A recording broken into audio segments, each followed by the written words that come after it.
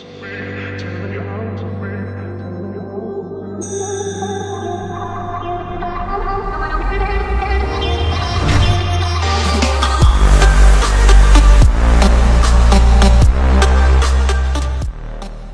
day, Pony Nation. And today's theory is probably one of the most debated and talked about ones out there.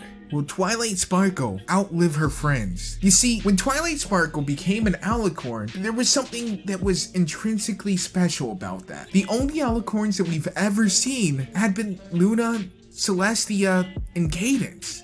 And for the most part, two of those three have been alive for thousands and thousands of years. However, and people had speculated, does this mean that Cadence and Twilight will be alive forever? Does this mean that immortality is tied directly to being an alicorn? You see, a lot of people said that it was the amount of magic that an alicorn had that gave them their impressively long lifespan. But that theory doesn't make a lot of sense, considering the events that took place with Tyrek. You see, Celestia, Cadence, and Luna all gave their magic to Twilight, but if they were immortal because of their magic, and subsequently were thousands of years old, shouldn't they have just crumbled to dust? Now, it is possible, I suppose, that without their magic, they would continue to age normally afterwards, but it seems a lot more likely in the realm of magic that instantaneous death would be the outcome. Some people have theorized that Luna and Celestia are liches and that the moon and sun, respectively, are their soul jars.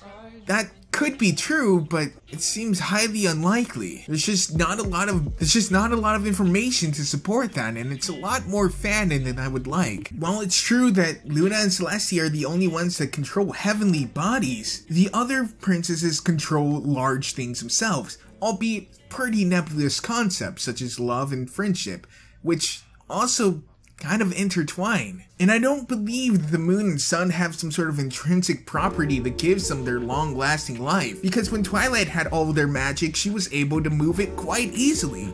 The real damning piece to the whole Twilight will not live longer than her friends is the fact that Luna and Celestia stated that they have never witnessed the birth of an alicorn. Some people really wanted to split hairs, saying that they said in Equestria, and Luna and Celestia existed before Equestria, but that's not necessarily true. Equestria was founded before Luna and Celestia came into the picture when the tribes united, and even then that would be some very obscure phrasing to use.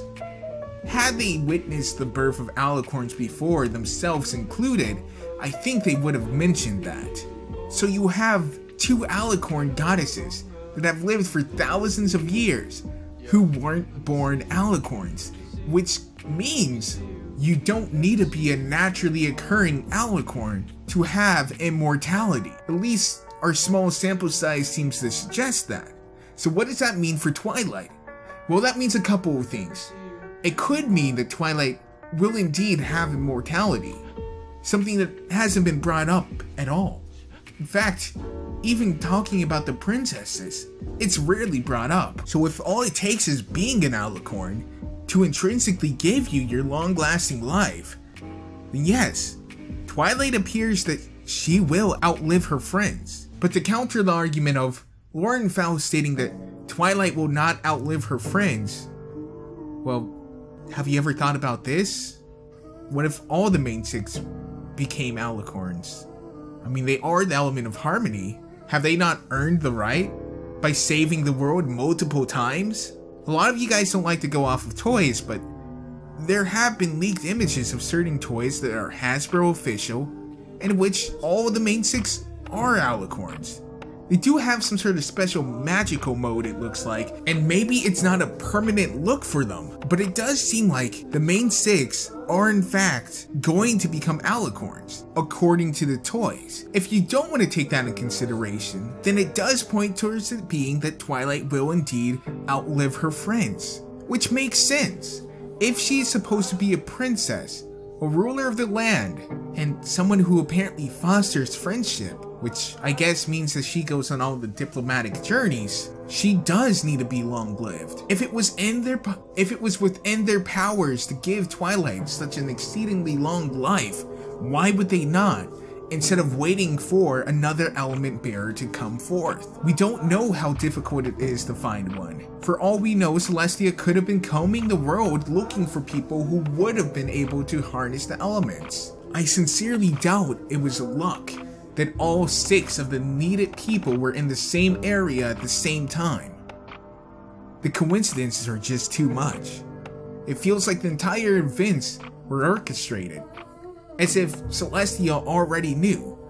She already knew of her sister's return, and she wasn't worried about it. But the last battle was anything but pleasant, and I doubt 1,000 years of torment on the moon did anything to lift her spirits. So why would she expect Luna to be anything but hostile? It seems weird to be so eerily calm, unless she knew. But that's a theory for another day. What I'm asking you guys is, with the information that I've just given you, what do you think is going to happen to the main 6? Like I said, according to the toys and Mother Faust herself, alicorns. According to what the plot is saying, she'll far outlive them. Or do you think that even though we've seen that it doesn't take a natural born alicorn, nor does it take an obscene amount of magic to have a long-lasting life, that Twilight would still have an average lifespan? Try not to take it on an emotional level, but rather on a logical level. And let me know what you guys think down below. This was just a quick little video that I did on the spur of a moment, and it's unscripted, so I'm sure I left out some events. So, if I did, and you think it's pertinent to the discussion, leave them down below. As always, be sure to like the video and subscribe if you're not already to join the herd today. I've been Moliminous, and peace to them out, guys.